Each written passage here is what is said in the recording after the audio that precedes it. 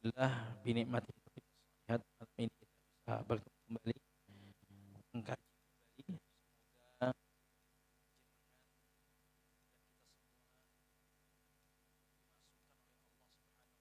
Semoga mu'minina anfusahum wa amwalahum bi anna lahumul jannah, orang-orang yang beriman yang insyaallah Allah berikan surga. Amin.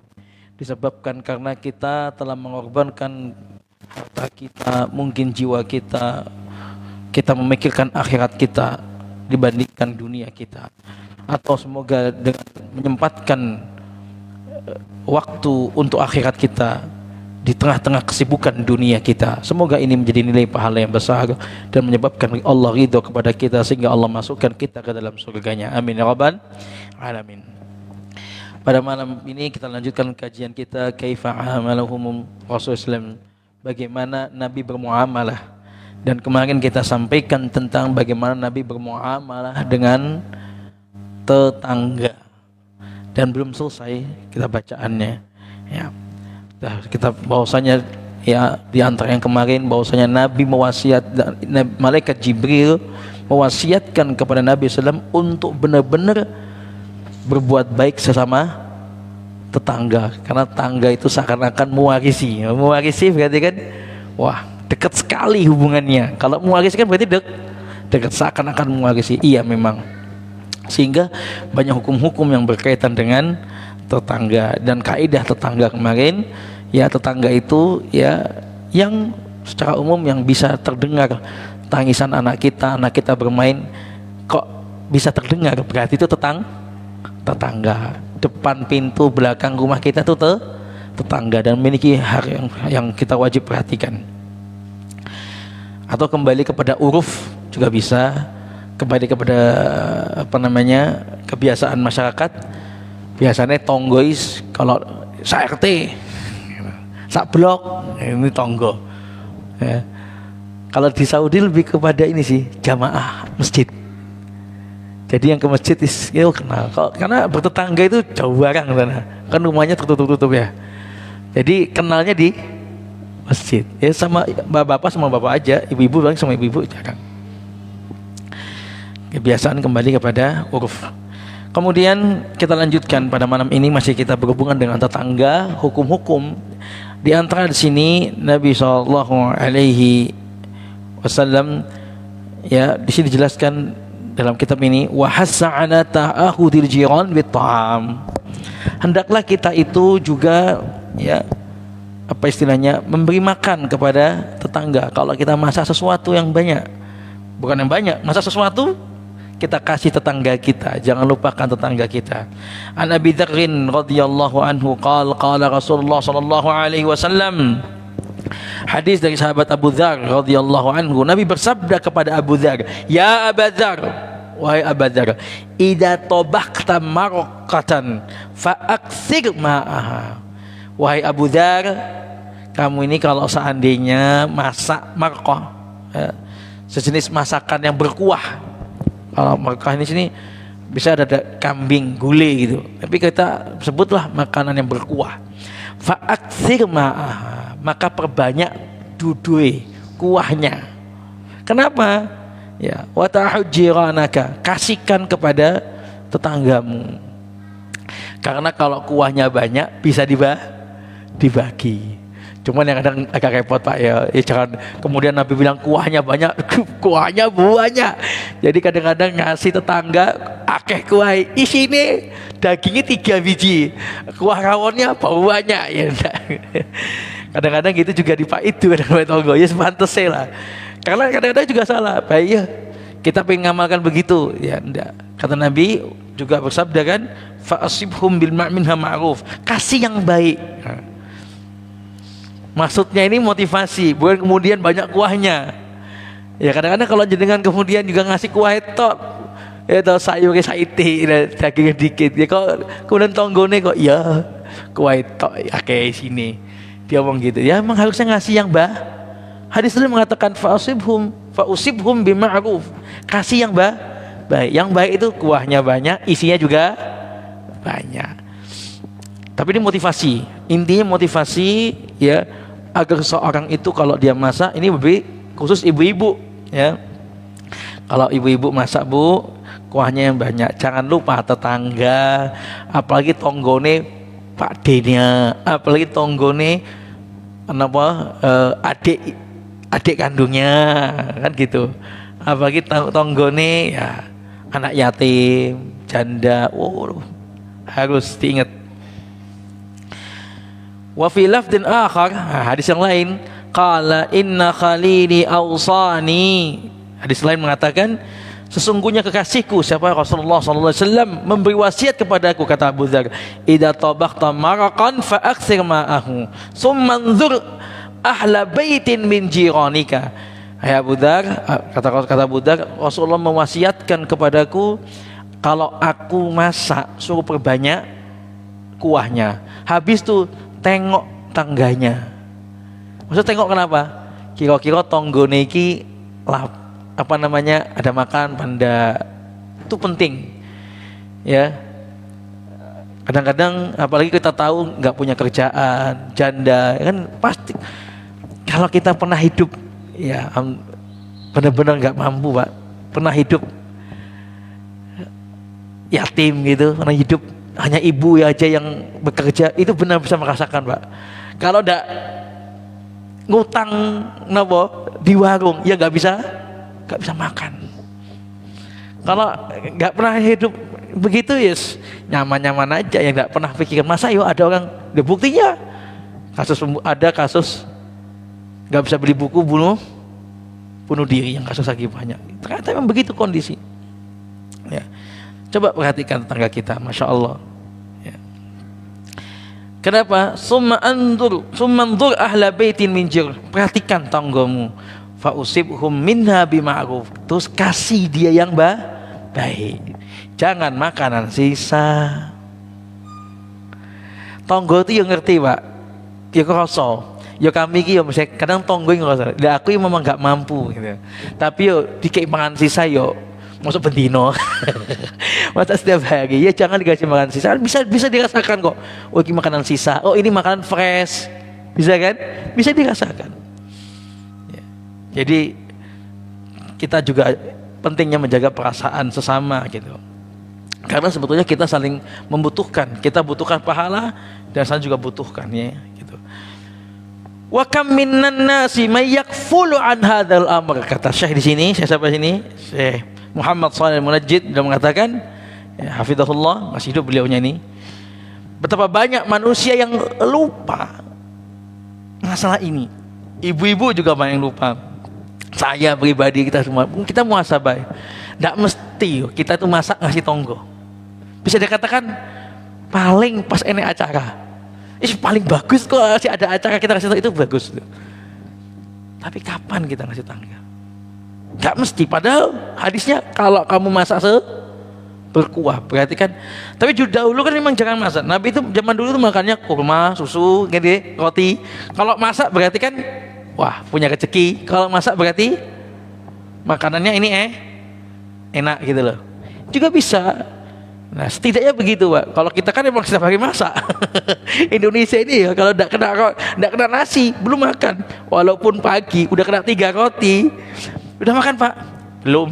Padahal udah makan 3 roti, belum kena nasi masalahnya. Kita harus nasi, kalau di sana tidak mesti. Nah kita selalu masak. Nah berarti kalau kita masak-masak yang enak, masak-masak yang terutama masak-masak ada cara. Jangan lupa tetangga kita. Seperti itu intinya. Dan kemarin ya termasuk apa? Man kana yu'minu billah. Termasuk iman kepada Allah. Masuk bab iman.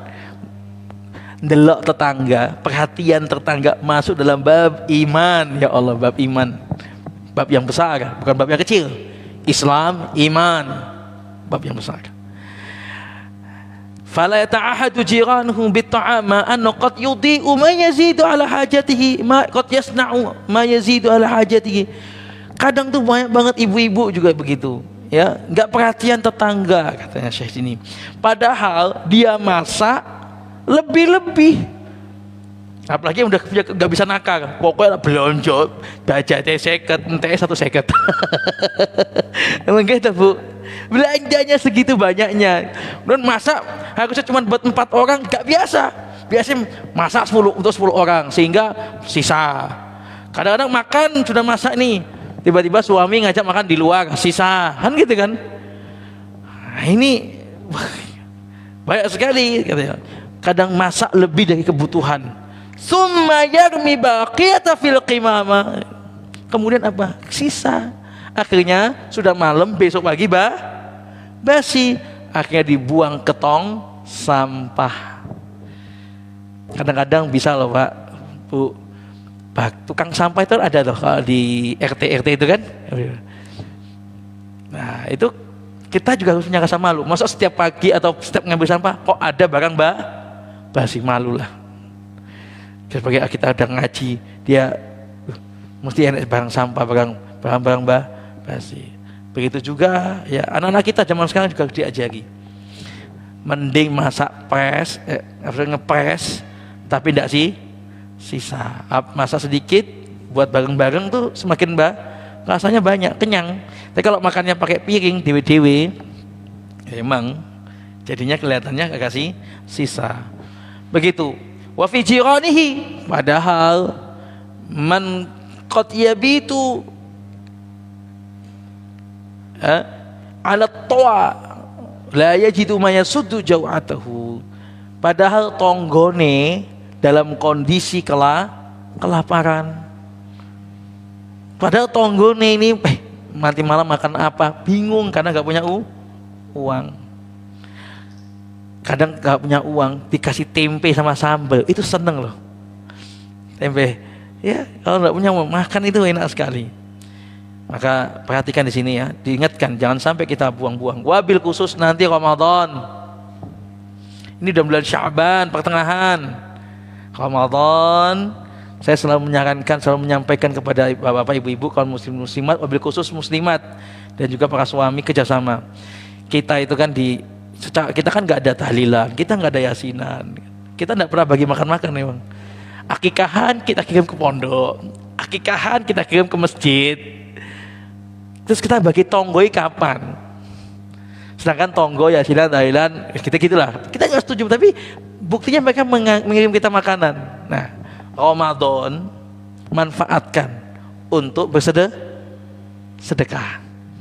Kan amalan Ramadan, dosa pusing cari amalan Ramadan, udah amalkan sebagaimana Rasulullah amalkan Ramadan. Apa? Ada 6 Rasulullah itu secara umum. 1 puasa, 2 sholat tarawih, 3 baca Quran, khusus baca Quran, 4 kemudian iktikaf, habis itu sedekah. Wabil khusus di akhir Ramadan. Terakhir doa itu penting. Ini banyak lupa. Amalan Ramadan diantara doa, tempat mustajabah. Nah sedekah, kita beli sayur Pak, Bu, sayur kan bungkusi dijual tuh, mau takjil itu. Itu kalau nggak punya uang kadang-kadang mikir loh, ibu-ibu janda yang nggak mampu, yatim itu, kok buku apa? Itu bingung kadang-kadang. Nah kita kasih siang, sore, pada asar udah kita kasih. Bungkusan belikan 10.000, ada sayur 3.000, kue 2.000-an, sedikit kasih. Atau kita beli, kita sesekali atau bisa 2 kali seminggu sekali, dibajatin memang. Kalau ada rezeki lebih, bahkan kalau nggak ada rezeki, diusahakan kalau bisa. Bukan nunggu rezeki lebih sih. Sebetulnya begini kan bukan nunggu rezeki lebih juga. Kadang sesekali, kalau mau kita sedekah juga harus ya. Bungkusin, ada 5 tangga, sak baris sekilo. Pekan ini baris ini, 4 baris 4 rumah, kan itu kan. Belikan bungkusan harga 20.000-an itu kan, ada dapat sayur, dapat kacang hijau gitu kan. 20.000, 30.000 udah banyak ya. Kali 4 120.000 4 tonggo. Kalau mikirnya sak desa ya kapan sedekah sak desa. Tonggo iki lah. Kanan kiri. Ramadan. Dan itu enggak, Masya Allah, amalkan. Anak kita yang nganter. Anak kita terno tonggo. Itu pertama kita amalkan, tetangga bingung. Apa lagi? Bingung itu. Kan biasanya kan kalau tetangga kita kan kalau kita ngasih makanan kan ada kotakan, ada acara tonjokan gitu, manten, atakikan atau namanya. Enggak, kita ngasih aja. Ya kita ingin hidupkan sunnah. Kita ingin berbagi. Kapan kita berbagi kalau enggak Ramadan? Tetangga kita. Manfaatkan waktu tentang ini. Jadi itu di antara ide-ide. Ini seperti itu. Ya. Wa min hatsihin ala ta'hud sallallahu alaihi wasallam ala ta'hudil jiran bi ta'am ma ja'an Anas. Ada kisah yang menarik bagaimana Nabi pentingnya dengan tetangga. Akhlaknya Ummu Sulaim. Ya. Di mana Ummu Sulaim ini kan kemudian mengatakan pada suaminya Abu Talha untuk ngajak Nabi makan. Nabi diundang makan siang. Katanya Ummu Sulaim, "Idhab ila Nabi Allah, ila Nabiyillah." Wahai suamiku, pergilah coba datang ke rumah Nabi, datangin Nabi. Faqullah, terus ajakkan, in ra'aita an tughaddiya indana faf'al. Ajak makan siang. Ya, Abu Talha datang kepada Nabi. Ya Rasulullah, kalau jenengan ada waktu longgar, kalau longgar monggo makan siang di rumah saya gitu. Monggo gitu. Ngajak Rasulullah ngundang makan siang. Faqala, kemudian Rasul mengatakan, "Waman indi?" Dan orang-orang ini yang bersamaku, tapi nggak tahu berapa jumlah. Iya, dijawab aja, "Naam, iya," kayak gitu kan. Nggak tahu suaminya ini pokoknya ngajak Rasulullah. Lah Ummu Sulaim itu sebetulnya nggak masak banyak, masaknya sedikit. Tapi kan suami kan disuruh ngajak Rasulullah. Rasulullah bilang, "Ya sama orang-orang sebelah." Iya. Akhirnya itu kan ini hadisnya Anas bin Malik, anaknya kan Anas bin Malik yang membantu Nabi SAW. Kemudian sampailah ya, ternyata Rasulullah SAW nanya, "Hal indaka saman, punya enggak minyak istilahnya kayak sejenis dari minyak samin tuh atau keju ya gitu kan?" Qalat na'am, ada, kata Muslim. Kana minnu indi akatun fiha syai'un min saman. Aku punya akah, itu orang Arab itu, Mbak, punya kayak jenis wadah kambing itu dia tidak dibelah, tapi masih utuh, dikeluarin dagingnya itu sama jeroannya dikeluarin, ditarik nanti. Jangan bisa lihat itu. Jadi wadahnya itu jadi tinggal ditali, bagian leher ditali. Kalau kita zaman dulu itu bukan di sebelah, tapi dipanasin air panas gitu kan. Nah, itu kan dikerok bisa kan, kambing itu kan, nah masih utuh itu. Kemudian dikeringkan, jadilah wadah, bisa buat tempat makan, bisa buat tempat minum. Dari Yaman banyak ini, akah namanya. Nah di situ ada makanan, sedikit sebetulnya, nggak banyak. Fa'ti biha, kata Nabi, coba bawa sini. Jangan tahu, kaget banget Ummu Sulaim. Yang diajak Nabi itu bukan Nabi tok, pasukan yang diajak Nabi. Dikatakan di sini minha fa'akala minha bid'un wa thamanuna rajulan, 80-an orang, 83 sampai 89 orang. Kebayang nggak ibu-ibu ngajak ngundang cuman pikiran 2-3 orang sing teko sak truk sak bis.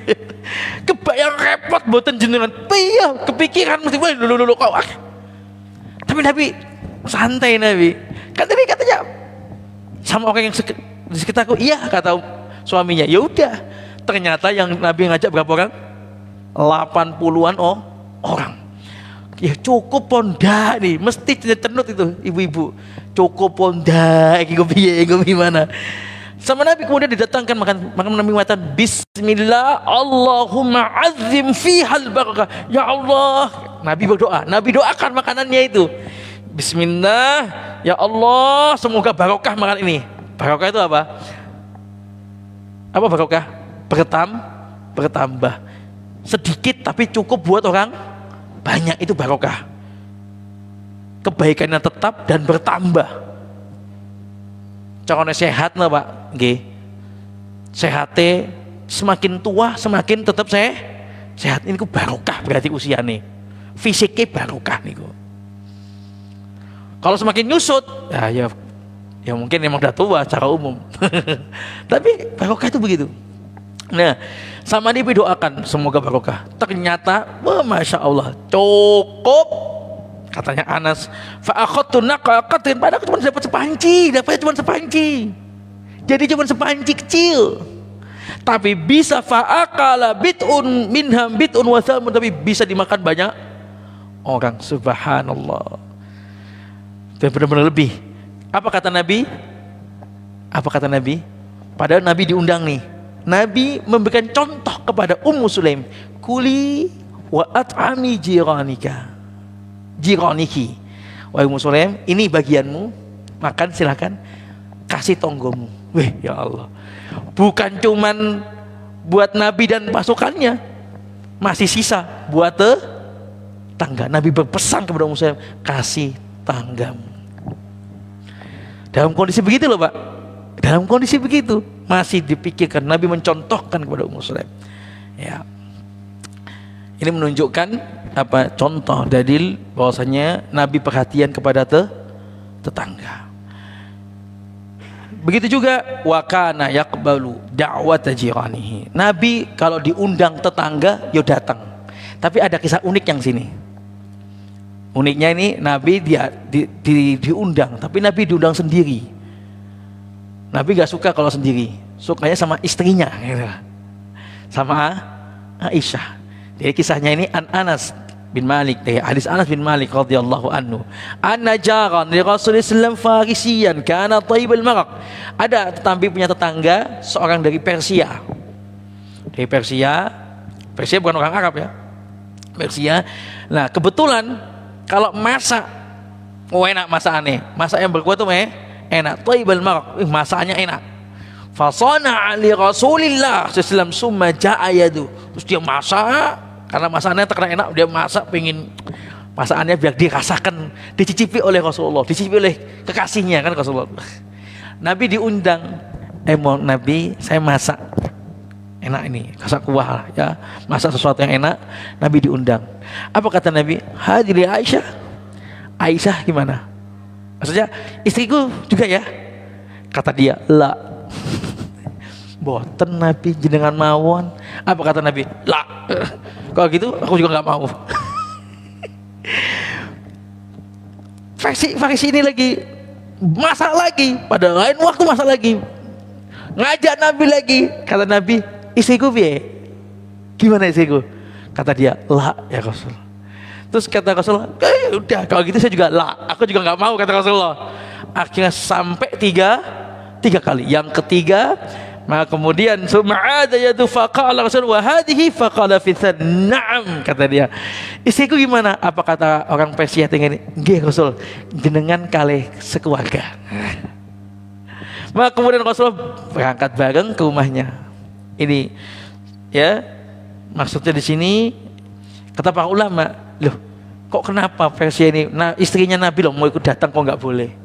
Kata para, mungkin saja saat itu masaknya hanya untuk Nabi. Wala'alla al-Farisi innama lam yadu Aisyah radhiyallahu anha awalan liqauni ta'am kana qalilan fa arada tawfirihi ala Rasulullah, tawfirahu ala Rasulullah.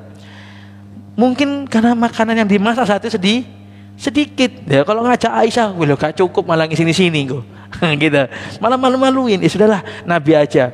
Tapi tidak kapok, memang pingin undang Nabi loh, sampai kedua kali ya. Ketiga emang disiapin masanya agak banyak biar Nabi ngajak Aisyah. Dan ini menunjukkan juga teladan dari Nabi, bagaimana Nabi itu muamalah. Sebenarnya dikata Imam Nawawi, karahan Nabi SAW al-ikhtisas bi ta'ami dunah. Nabi itu tidak suka kalau diundang cuma sendiri itu. Maunya kalau tetangga, maksudnya gimana?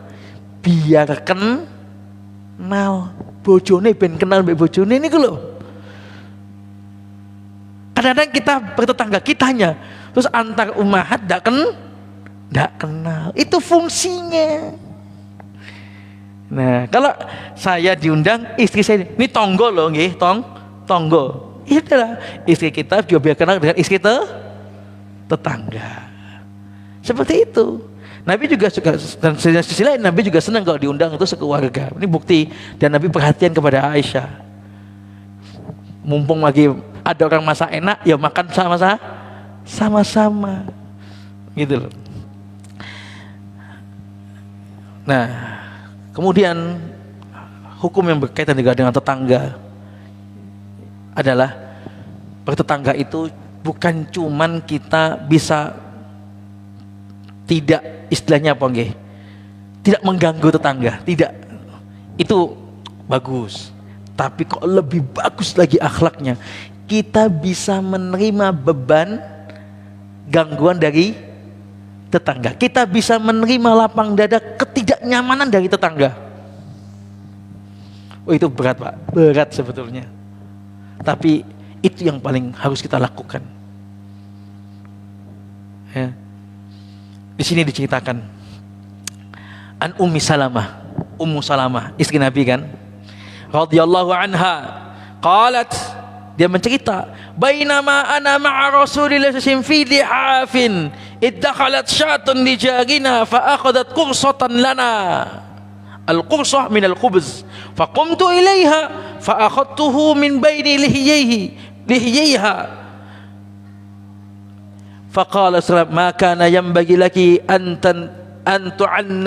tu'annafiha innahu laqalila min adli jar, kata Nabi sallallahu alaihi wasallam. Ummu Salamah menceritakan, suatu hari aku bersama Nabi dalam kamar, ya di rumah lah sama Nabi dalam satu selimut, artinya di rumah sama Nabi, lagi ngobrol santai dengan Nabi di rumahnya. Tiba-tiba ada kambing tetangga masuk ke rumah. Habis itu kambing ini mengambil kurso itu roti itu makanan enak, Pak, zaman dulu. Makanan standar itu kurma, lebih enak gandum. Ini makanan enak, Pak, diambil sama kambing. Lah kurma gak apa-apa, ini roti, Pak, berarti gitu loh. Ini makanan roti ini enak nih, diambil sama kambing tersebut. Maka kemudian habis itu ku kejar, katanya, dikejar itu kambingnya, didatangi sama, sudah pada dicokot sama si kambing itu rotinya itu sama Ummu Salamah, diambil lagi rotinya, di giginya, di mulutnya kambing. Rasul lihat dulu, apa kata Rasulullah? Wahai Ummu Salamah, sakjane gak pantes ngono kuwi. Ojo terlalu keras lah. Ya, jangan sedikit sekali yang yang bisa menerima beban dari tetangga, artinya ketidaknyamanan. Seperti misalnya kita kadang-kadang kita masak pindang, kucingnya tonggo masuk. Kadang kucing tangga, Pak, kita pas punya tetangga yang suka ternak kucing, Pak, ya kadang saya juga mikir, tapi berat, Pak, kadang-kadang. Bener kan, Pak? Bukan cuma ambil pindang, kadang jatuhkan piring gitu, Bu, noto kucingnya bukan lagi, kadang melek di rumah kita. Iki gune tonggonya gak ngerawut, tapi datang ke rumah kita tahu hadis, ya Allah, kita usir tapi kita tahu hadis. Ini kucing, kita ingat Abu Hurairah lagi, sahabat Abu Hurairah suka sama kucing gitu kan. Ada kita juga perhatian, dan ribet. Gimana ini? Tapi kita yang tadi itu, sebagai dikatakan qala al-Hasan, laisal hasnul jiwari kaful ada. Bukan akhlak yang baik itu bukan cuma sekedar bisa kita tidak mengganggu orang, tapi bisa menerima beban atas ketidaknyamanan dari tetangga. Itu yang paling berat, dan itu yang paling luar biasa, dan ini yang paling tinggi akhlak dari tetangga, bisa sabar terhadap ketidaknyamanan dari tetangga. Nah, ini karena sedikit sekali, tapi sedikitnya kita itu tidak mengganggu tetangga. Jadi sedikitnya kita mengganggu tetangga itu besarnya di mata Allah, ya. Fa wa in kana qalil qadr lakin kathirul wizr. Sedikitnya mengganggu tetangga itu banyak di mata Allah. Saking tetangga itu tidak boleh diganggu gitu loh. Subhanallah. Ini akhlak dari Rasulullah, ya. Ummu Salamah, wajar nggih, ibu-ibu nggih, udah masak atau udah nyiapin terus diambil, gregetan gitu, wajar. Tapi begitu kata Rasulullah, biasa. Ya, kadang kambing tetangga bau. Tonggo kita ternak kambing, baunya. Memang usahanya kambing, Pak. Kita mau ngomong iki di perumahan, kok ternak kambing, kan juga repot ya. Tapi tanah dewe gitu, mah baunya ndak enak. Tapi memang kadang-kadang gimana emang usahanya? Ya. Subhanallah itu. Kita harus sabar. Kadang pekoro, peceren. Alah gua peceren iki lho, peceren isah-isah lho, Bu. Biasanya kan di kampung tuh pasti ada selokan umum. Gitu. Harusnya kita buang situ nggih. Saya ngerasain, Pak, tonggoku mbek tonggo enggak boleh. Karena ngelewati rumahnya. Duh. Perasaan ya, itu apa? Peceren umum. Aku yuk ditegur aku, didatangi. Oke. Enggak pusing saya masih tanah kontrakan saya masih ada tanah kosong. Enggak pusing, tak geduk, tak panggil tukang, tak suruh bikin napa nggih? Kasih napa bis, kasih 2 bis, ya sudah buang ke situ ben. Kalau enggak boleh dipecahkan tong, ya sudah. Mungkin dia merasa tatkala hujan mungkin deras, mungkin enggak tahu. Kebetulan tangganya cuma 2 kanan kiri saya. Tapi sabar, enggak masalah. Padahal kalau mau lapor RT bisa aja. Depan saya RW, depan rumah saya itu RW pas, RW ini buat dipecahkan itu di selokan yang sama. Tapi nggak tahu, saya husnudzon aja. Kalau muamalah nggak ada masalah, kita senyum, kita bisa cengkrama. Cuma mungkin ada di posisi yang beliau nggak nyaman di situ. Sudah, saya ngertiin aja.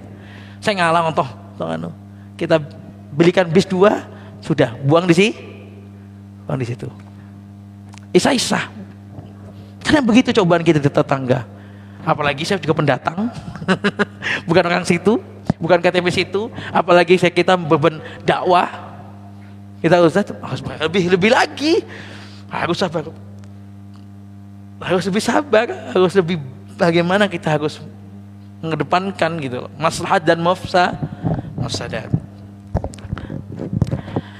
Nah, selanjutnya bahkan tetangga itu menjadi patokan. Wa ja'ala kalamul jiran miqyasan ma'rifati rajulil muhsin minal masi. Bahkan omongan tetangga itu, ucapan tetangga itu bisa menjadi patokan orang itu baik atau buruk. Misal, bapak kayak Masya Allah, saya niku muamalah Masya Allah bagus itu. Lah tonggone ngomong gitu berarti baik. Bisa jadi patokan. Yang ngomong Nabi loh ini. Omongan tetangga itu bisa jadi patokan dari sisi baik buruknya seseorang. Jadi patokan. An Abdullah bin Mas'ud, dari sahabat Abdullah bin Mas'ud radhiyallahu anhu qala rajulun li Rasulullah sallam, kaifa li an a'lama idza ahsantu wa idza asa'tu. Wahai Nabi, saya ingin bertanya kepada engkau, apa patokannya aku ini baik atau aku ini buruk? Aku ini baik atau aku ini jelek? Apa patokannya? Apa kata Nabi? Qala Nabi sallallahu alaihi wasallam, idza sami'ta jiranaka yaqulun anna qad ahsanta faqad ahsanta. Kalau tonggomu ngomong kamu baik, berarti kamu memang orang baik. Wa idza sami'tum yaqulun qad asa'ta faqad asa'ta. Tapi lah tonggomu lah ngomong kamu itu jelek, berarti ya memang kira-kira sampai dia jelek.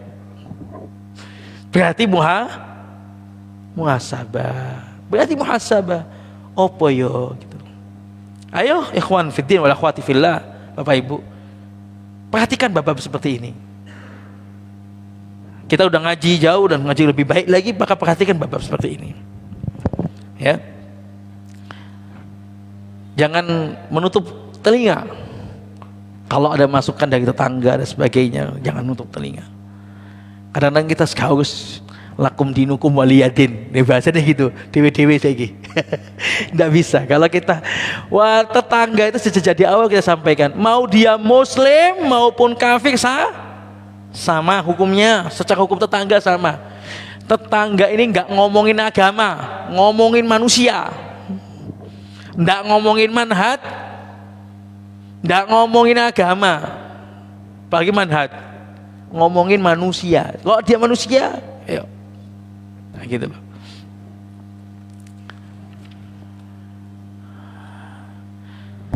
Kemudian selanjutnya Nabi juga memberikan petunjuk untuk ya jangan melarang opo-opo, jangan dilarang tetangga apabila butuh bantuan, butuh sesuatu sama kita. Jangan dilarang. Maksudnya gini, misalnya tonggo kita itu wala butuh nemplek no kayune teng dinding jenengan punya dinding, mungkin mau maku jemuran lah kok butuh nyantolan kayu, akhirnya dinding jenengan dipaku. Jangan dilarang.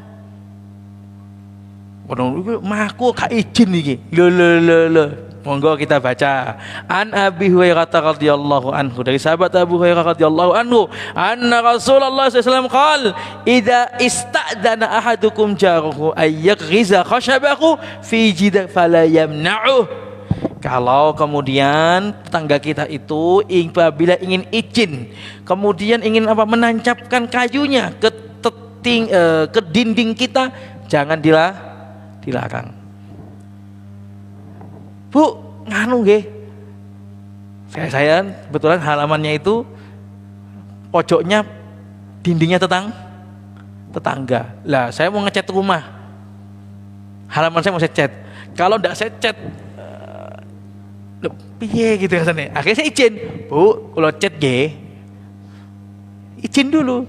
Terus mau pasang paranet. Lah, soalnya enggak punya pohon. Pas sini Bu, kula paku nggih. Atau kita digituin. Sudah usah kita kok rusak, kok dinding rusak, enggak usah. Pun itu biasa. Bertetangga itu ya begitu. Itu namanya bertetangga memang. Kayunya, pohonnya lebih gitu. Kemarin malahan itu di pondok Mas ya. Tetangga pohonnya itu ke kita. Karena kita baru bangun terus nutupi. Hujan juga. Dipotonglah sama beliau. Potong juga kemudian ambruk Pak, listrik kita yang kabel listrik kita putus semuanya. Masa kita mau komen, tong gue gak ngerti, mau sih enggak penting. Justru kita komen itu kita salah gitu loh. Itu biasa, itulah bertetangga. Tapi sudah, ya wis tandangi listriknya sambung lagi mati selesai gitu loh. Maksudnya kalau kita komen, karena kita komen, padahal itu adalah namanya bertetangga. Kita tidak suka, kadang nggak apa-apa sih, tapi jangan saya berlebihan. Hal-hal itu tuh wajar ya Bu, ya wajar ya. Baik, kadang-kadang ada juga tetangga ya kadang-kadang masya Allah nggih. Orang ya kadang buah ini lagi musim apa nih? Musim rambutan kemarin, musim mangga.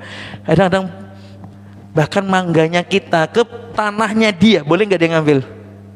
Oh, boleh. Itulah bertetangga. Maksudnya tuh jangan, kan itu punya kita, harusnya izin kita dulu kan gitu ya. Itu boleh. Itulah Nabi menyampaikan, itulah bertetangga gitu loh. Bertetangga itu seperti itu, polemiknya seperti itu gitu loh. Nabi itu juga paham bertetangga gitu. Karena Nabi itu yang paling terbaik dalam bertetangga gitu loh. Jadi boleh saja, itu dua hal-hal yang wajar. Coba kalau hadis seperti itu nggak disampaikan, sepele nggak disampaikan Nabi. Kita dapat kotorannya, dapat daunnya. Setiap pagi jenengan nyapu Bu, tapi pas giliran buahnya nggak dapat. Coba masalah. Alhamdulillah ada fikih-fikih seperti itu. Ya, kadang kayunya, kadang itu, tidak masalah. Ya, itulah bertetangga. Kucingnya, kayunya, apalagi Allah tempat parkir. Kadang-kadang masalah. Di kota-kota ya. Iya. Kita punya tamu, parkiran mobil kita di perumahan cuma satu. Atau kita nggak punya parkiran mobil, pinjem parkiran mobil depannya tetangga. Atau pas di kita, pas kita mau masuk rumah kok sumpek gitu loh. Rasanya biasa. Tonggo kita lagi punya tamu. Harusnya malah kalau kita punya tanah luas, monggo temriki mawon parkiri. Itu sampaikan bahasa-bahasa begitu. Subhanallah. Saya itu Pak, masya Allah Pak, di kami RW saya ini masya Allah Pak. Kami punya kajian di rumah. Mungkin kalau datang itu ya ada berapa mobil, ada berapa motor. Ya kajian khusus, sudah 6 tahun kajian kitab di rumah saya pribadi itu sudah 6 tahun. Tonggo saya ini Pak RW. Pak RW-nya ini Masya Allah, padahal kajiannya tahu lah sama kita nggak sepadat. Kan depan rumah saya. Tapi Masya Allah, Tat, monggo Tat, kalau parkir teng halaman kula boten napa-napa, kula seneng bentuk pahala nih gitu loh. Tapi alhamdulillah selalu cukup, tak buatkan parkiran, kadang pinjam sana, kadang pakai Pak RT, Pak RW. Sudah, malah saya itu dimanggakno gitu loh. Padahal beliau tuh tidak semangat dengan kita, gitu. Makanya begitulah. Tapi coba subhanallah, tangga seperti ini. Akhirnya saya juga, oh gini, bertetangga itu, kan udah sepuh kayaknya ya. Saya mengerti, oh malah dimanggakno, berarti welcome sama kita, seneng sama kita. Begitu. Kadang parkir, ya kalau parkir tonggo nih kita tidak boleh. Berarti kan ada sesuatu dengan jangan-jangan kita pernah hal-hal sepele kita larang tetangga kita, sehingga tetangga kita masalah parkir pun tidak boleh. Nah, ini butuh dimuhasabah. Jadi intinya hal begitu biasa, ya tetangga kita pakai parkiran, ya kadang-kadang kita mau masuk gang rumah kita susah. Kita harus siapa yang ini parkir ke depan rumah gitu. Cuma kita lihat kondisi, waduh ini kalau juga susah keluar, ya sudahlah kita ngalah. Ya udah kita parkir agak jauh dulu. Ya udah nanti kalau udah selesai acara keluar tetangga kita di rumah kami Pak, ini masalah gini sepele, tapi itu menjadi bahan omongan Pak. Saya itu niku. Rumah saya niku gangnya itu kebetulan ranting NU. Kalau malam Agustus tonggo-tonggo kalau dangdutan, kalau RW saya kajian. Kataman dulu habis ini Agustusan. Jadi kajian kataman dulu habis itu malamnya kajian gus-gus ya nih. Sonnya kan cuma beda satu rumah. Sonnya ngadep ke rumah saya.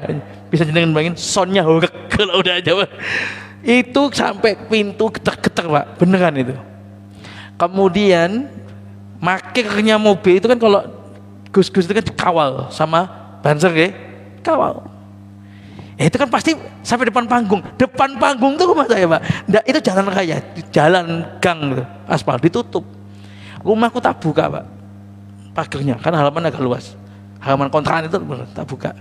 Tak bilang sama Pak RW-nya, sama ketuanya panitia, monggo parkir teng mriki. Tapi saya malam ini nggak bisa datang, nggak datang. Saya udah tahu karena malam biasa malam Ahad juga kami ada kegiatan, ada kajian. Saya pun nggak ada kajian, udah tahu. Saya nggak nyaman dengan adanya hon itu. Saya nginep di pondok atau di rumah teman lain. Nanti datangnya jam 1 malam atau besok pagi sekali ada datang. Tapi biasanya saya datang jam 12 malam sudah bubar. Kadang masih ada. Kadang pernah jam 10 saya kira udah bubar. Ternyata baru mulai. Waduh, saya kan nggak tahu Pak. Kami tinggal di pondok, pikiranku udah selesai. Jam 10 datang semarin. Duh, tas mulai Pak. Kok ya ini. Akhirnya ya karena Bapak Banser itu duduk di meja, kan tak buka, duduk di meja saya, kan halaman itu tak manggakno duduk. Ya akhirnya saya ikut jagongi Bapak Banser itu. Ya jagongi ngobrol bentar, setengah jaman lebih masuk rumah. Hal begitu Pak.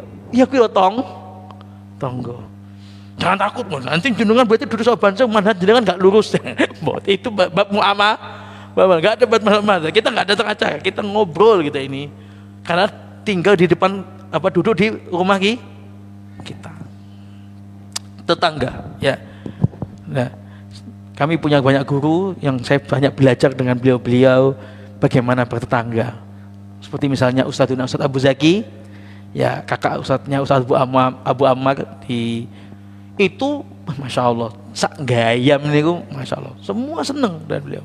Karena bertetangga itu luar biasa. Pondoknya bukan cuma beliau bertetangga, bagaimana pondok bertetangga.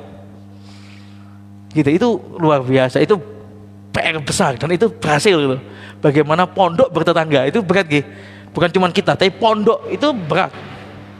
Berat itu. Tapi banyak contoh dari beliau ya bagaimana bertetangga atau masjid bertetangga. Pemukiman bertetangga. Nah, itu juga penting. Ya, jamaah rahimani wa rahimakumullah. Terakhir, ya, Nabi SAW, al-jaru ahaqqu bisuqbihi, tetangga itu lebih berhak dalam mendapatkan istilahnya apa ya? Bab syuf'ah. Bab syuf'ah itu bab jual beli, Pak. Misalnya kita punya tanah sebelahan dengan tetangga, kita mau jual tanah kita, gitu. Mana lebih berhak? Orang, kalau kita mau jual, kita ngomong sama tangga kita dulu. Mbok menawa tonggo kita pengen beli, cuma nggak pernah ngomong. Itu didahulukan. Bahkan kalau seandainya kita udah ngomong sama orang lain, terus tangga kita pingin, kita dahulukan tetangga kita. Bisa kita cancel, kita ngomong ini. Karena di bab syuf'ah lebih dahulukan. Ibaratnya seperti kita punya saudara kandung, tanah warisan sudah dibagi, kemudian adik kita atau saudara kita ingin jual ke orang lain tanpa ngabari kita. Terus kita tahu, wah ini masalah nanti, kita nggak punya jangan kayak gitu kan. Kita punya hak syuf'ah, napa gitu? Apa istilahnya itu? Ya punya hak untuk mengajukan lebih dulu, dan kita harus ngabari, dan itu masuk adab bertetangga. Karena mungkin tanah atau misalnya tanah kita itu tanah yang bisa dijadikan contoh tanah. Mungkin tanah halaman itu ternyata tanggo kita sudah pingin, tapi belum punya uang, mungkin yang kita cicili gitu. Hal seperti itu dahulukan. Bahkan mereka punya hak dalam masalah bab seperti itu. Jamaah rahimani wa rahimakumullah, izin dulu.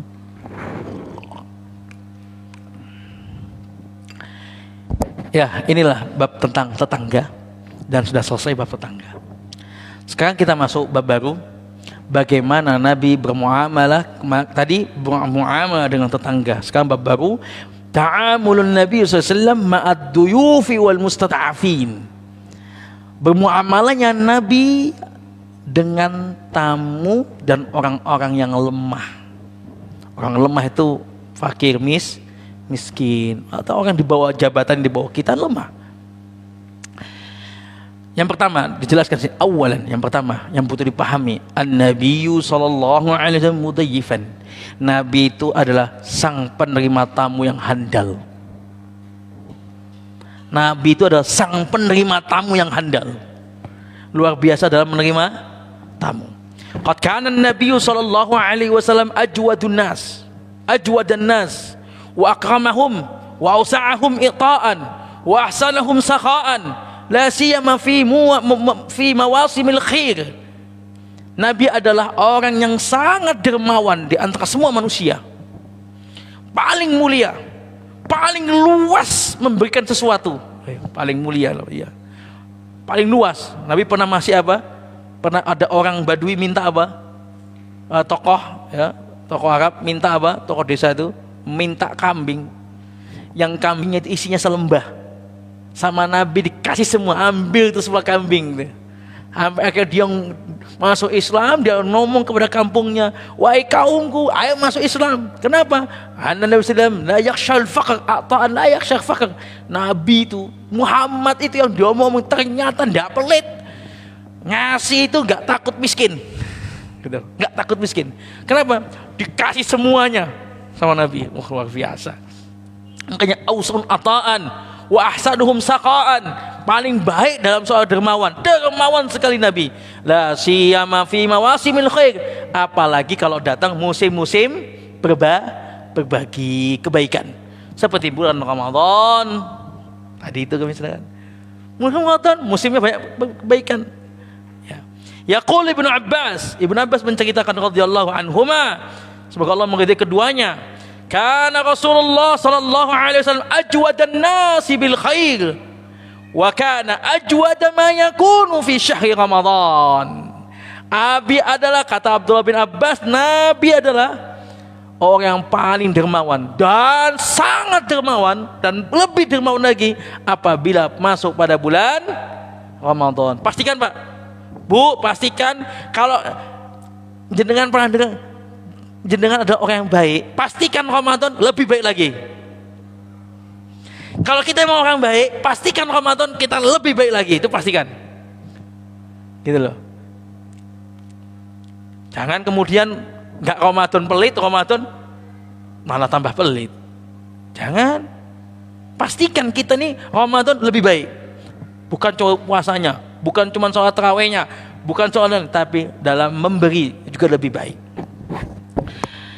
Inna Jibril alaihi salam kana yalqahu fi kulli sanatin fi Ramadan hatta yansadikha fa ya'rudu alaihi Rasulullah sallallahu al-Quran fa idza laqiya Jibril kana Rasulullah ajwad bil khair min ar-rihil mursalah. Sampai dikatakan di akhir Ramadan, nah kan malaikat Jibril selalu datang pada bulan Ramadan sampai akhir Ramadan, dan tatkala malaikat Jibril datang di akhir Ramadan setelah itu akhir, Nabi lebih dermawan dibandingkan seperti angin kan cepat Pak. Yani annahu fil isra' bil judi asra' min ar-rih. Lebih cepat Nabi itu dibandingkan angin. Kalau ada apa istilah daun, angin kan set. Angin kan cepat kecepatannya. Gitu kan cepat. Nabi lebih cepat lagi soal membantu orang, soal dermawannya, soal berbuat baiknya. Kadang-kadang kita pikir, lah iya loh, kalau Nabi segitu baiknya, nanti kita kalau jadi baik banget, lah nanti anak kita tinggalin apa? Makanya jangan heran, Nabi itu saat wafat tidak ninggalin apa-apa, dirham enggak, dinar enggak, hanya cuman apa? Bigol apa? Perkawinan kuda dan hemar ya, bigol perkawinan kuda dan hemar, bigol warna putih kecil, itu tak tunggangan Nabi. Sama pedang senjata kecil. Nabi punya tanah, ternyata tanah sudah diwasiatkan, diwakaf, sudah disedekahkan. Bahkan Nabi meninggal, tamengnya masih masih dijaminan di orang Yahudi. Dan iya loh, baiknya luar biasa Nabi. Nabi itu kalau diminta apa-apa, enggak beri, pasti ngasih. Coba bisa kita Pak, baru beli baju baru, wah apik lah ini. Dan Nabi mungkin kalau gitu langsung nih nyoh kita, alhamdulillah kita tak paling ditembung bahagia pengen senyum tok. Gak gampang Mak, gak gampang. Wis jangan kau jenengan ustaz ya gak gampang juga. Ustaz nyawangnya enak Ustaz. Kita mikir, wah berikan juga itu mikir Pak, bener kan Pak, gak gampang itu Pak, beneran gak gampang. Jadi Nabi itu masya Allah luar biasa. Nabi sangat dermawan.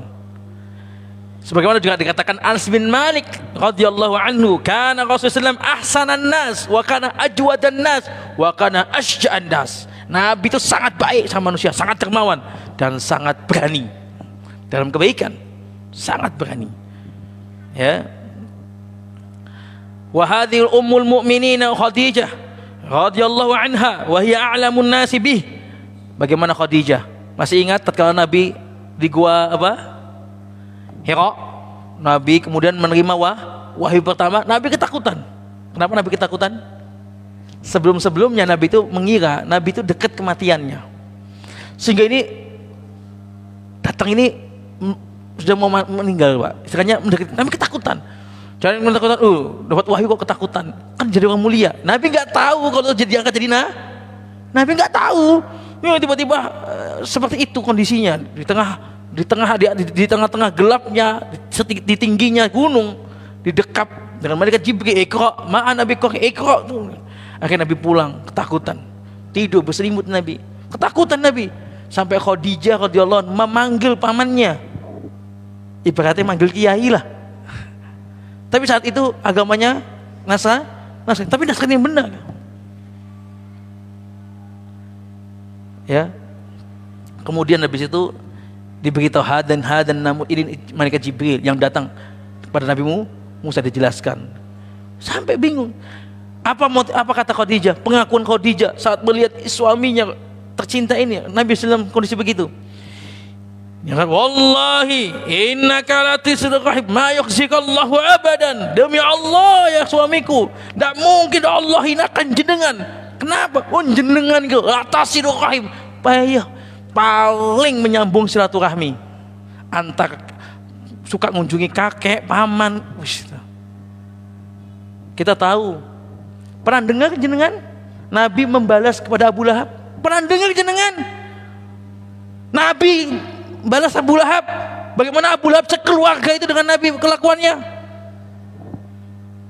Abu Lahab, istrinya Ummu Jamil, Allah cantumkan, tabat yada abi lahabi wa tab ma aghna anhu wa imra'atuhu. Suami istri masuk. Dan juga tahu anaknya Utsbah dan Utaibah dalam kondisi tadinya besannya Nabi, Pak D-nya Nabi, masih pamannya Nabi sekaligus besan itu. Ruqayyah dan Ummu Kulsum itu dinikahi sama Utsbah dan Utaibah sebelum Utsman bin Affan. Setelah itu diceraikan sama Utsbah dan Utaibah bin Abi Lahab. Nabi tidak balas.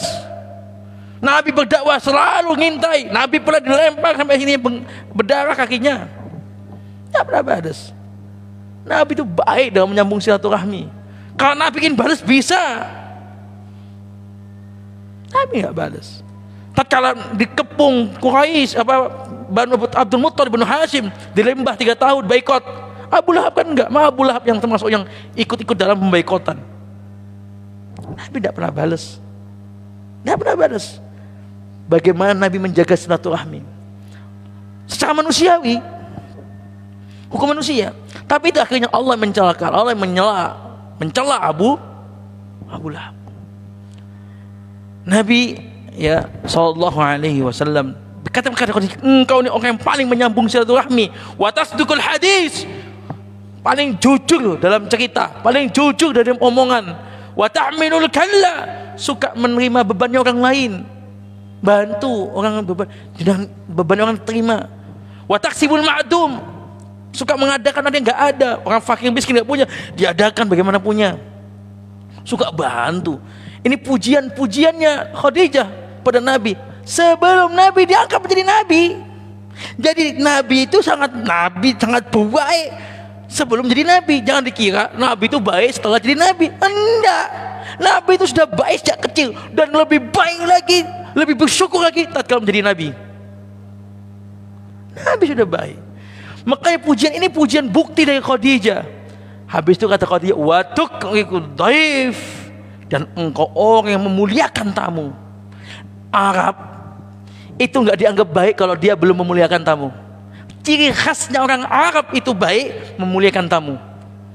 Saking memuliakan tamu. Di sini katakan sampai mereka itu mencari tamu tuh berapa mil. Orang tuh dia, wah aku pengen punya tamu. Saking pengen punya tamu gitu Pak. Diajak ke rumah kita. Itu benar saya rasakan. Kita kalau di Saudi Pak, Masya Allah, Masjidil Haram lah, para jamaah umrah, jamaah haji saya saksi. Kalau mau buka puasa, anak-anak kecil itu berdiri dekat dia, mau maghrib buka sufroh, plastik besar itu, ada buat takjil, buat buka. Anak-anak orang Arab, anaknya itu, kadang bapaknya juga, Fadl, itu sudah, itu apa itu? Istilahnya mengajak orang untuk duduk. Subhanallah. Pemandangan Senin dan Kamis niku Ramadan setiap hari pemandangan itu. Oh, enggak ada di kita, Pak. Kadang-kadang masjid kita ini, Pak, wih, makanan banyak ini. Yang buka di masjid cuma sedikit. Ya wis kok bagi-bagi. Kadang enggak dibagi-bagi ke yang depan-depan masjid, warung-warung ya. Ya buat kita aja. Kadang-kadang kita itu begitu, Pak. Subhanallah mereka itu. Saya punya cerita menarik dari orang Arab, baiknya orang Arab ini Pak. Salah satu pengusaha di hotel Mukhtar Alami, ada Mukhtar Alami di Saudi itu. Dia yang punya ini Pak. Setiap malam Jumat, malam Senin biasanya, dia akan mencari, ini pengusaha hotel. Dia ngajak teman-teman pengusaha hotel ini, ngajak orang-orang yang habis sholat Isya di Masjidil Haram, naik mobilnya, dijemput mobil mewah, GMC kayak gitu-gitu. Di parkiran Masjid Nabawi, lantai bawah. Diajak. Di pintu 9, kadang pintu 21. Diajak kita. Ayo. Saya 2 kali soalnya diajak. Saya nggak tahu, tapi ada toh. Dan saya pernah diajak, kebetulan 2 kali. Oh, ini bos-bos hotel ini. Diajak ke apartemen dekat rumahnya. Kita itu diajak dulu. Pada Isya itu Pak. Diceramai dikit. Mencintai Rasulullah kadang masalah bab sholat, kadang masalah bab Islam syahadat gitu. Sedikit 10 menit 15 menit. Setelah itu dikeluarkan Pak makanan Pak, kambing. Nah, kita ini saya sudah alhamdulillah biasa saya tinggal di situ masih mahasiswa. Jamaah umroh kaget. Lulu. Mungkin rezeki kayak kapan mana kayak gitu loh. Beneran tuh. Mereka enggak makan, Pak. Mereka enggak makan. Ini benar saya lihat ini, dan setelah kita makan selesai, enggak dibuang sama mereka, dikumpulin. Dijadiin mereka makan apa yang kita makan. Ini bos-bos yang punya hotel, Pak, yang ternyata Mukhtar alami. Saya 2 kali diajak. Saya diceritain awalnya nggak percaya, tapi saya 2 kali diajak, lihat sendiri, juga makan juga, lihat sendiri, nggak dibuang, dikumpulin di nampan. Kayak saya paham Pak, kalau dibuang itu di sana tuh biasa Pak, nasi itu lauknya itu adalah ikan, nasi itu adalah ikan, gitu loh. Jadi kalau sana kan orang Arab makan nasi suka mubazir ya, gitu. Maksudnya susah, karena yang penting ikannya jangan mubazir. Ayam jangan begitu. Nah, itu sana mereka begitu. Itu kalau di pakai sufra pakai kain itu, biasanya nasinya itu kalau dibuang di atas itu dipet berarti dibuang. Ini enggak, ditaruh nampan, enggak dibuang, Pak. Dimakan. Pas di kamar sebelah kan sukoh itu apartemen, ada ruangan sebelahnya. Mereka makan apa yang dari kita. Subhanallah, saya lihat itu luar biasa. Dan mereka memuliakan itu tujuan nggak ada, hanya mereka ingin memuliakan tamu, apalagi tamu-tamunya Allah Senin dan Jumat di pintu 21 kadang pintu 9. Pas rezeki dia jangan tunggu mana Ustaz, orang nggak tahu Pak, Ustaz juga nggak kenal beliau-beliaunya, ya taunya diajak, habis itu oh iya ada. Subhanallah. Apa Ibu tamu-tamu yang dimakan oleh Allah Subhanahu wa taala, ikhwan fillah rahimakumullah. Ya. Ini yang bisa kita sampaikan, semoga bermanfaat. Dan besok masih kita lanjutkan tentang temanya bagaimana Nabi bermuamalah kepada tamu dan orang-orang yang lemah. Ini sangat fikih yang termasuk bagus, yang harus kita sering baca. Karena kalau muamalah tetangga ada biasa, tapi dengan orang-orang lemah, ini bagaimana nabinya bagaimana bermuamalah. Hadis-hadis yang akan disampaikan ini adalah contoh-contoh Nabi bermuamalah dengan tamu dan orang-orang lemah. Semoga Allah mudahkan, tapi besok Ramadan sudah. Kita ketemu lagi berarti Syawal insyaallah ya. Habis itu insyaallah Allah mudahkan semoga ya. Terima kasih atas kehadirannya, semoga Allah berkahi, dan semoga Allah berkahi masjid ini, dan semoga Allah Subhanahu wa taala banyak berikan kebaikan pada masjid ini, dan kemudian Allah Subhanahu wa taala jaga para muslimin di masjid ini, dan semoga Allah jaga jamaahnya juga, dan semoga masjid ini menjadi masjid yang menyebarkan kebaikan sunnah, yang sehingga mendapatkan pahalanya semuanya di akhirat. Amin ya rabbal alamin. Subhanakallah bihamdika asyhadu an la ilaha illa anta astaghfiruka wa atubu ilaik. Wassalamualaikum warahmatullahi wabarakatuh.